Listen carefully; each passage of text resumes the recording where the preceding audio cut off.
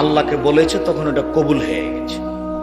সুন্দর করে ওযু করবেন, 2 রাকাত সালাত আদায় করবেন, 2 রাকাত সালাত আদায় করার পরে সালাম ফিরে 2 একটা তাসবিহ তাহলিল করবেন।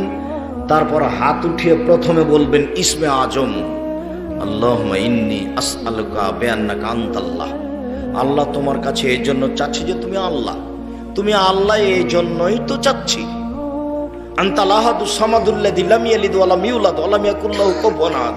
তুমি একক, নিরপেক্ষ, মুখাপেক্ষীহীন, তুমি কাউকে জন্ম দাওনি, তোমার কাছে কেউ জন্ম নেয়নি, তোমার সমকক্ষ কেউ নেই। এখন খুব খুশি, হ্যাঁ ঠিক হয়েছে, আমি যেটা চাই সেটাই হয়েছে, বেশ ভালো। এখন কি বলতে চাও বলো? তাহলে দুরূদ পড়েন। হ্যাঁ, এটা আরো ভালো হয়েছে। দুরূদ না পড়লে দোয়া আকাশে গিয়ে ঝুলন্ত থাকে, উপরে ওঠে না। তাহলে আমি প্রশংসা করলাম, দুরূদও পড়লাম।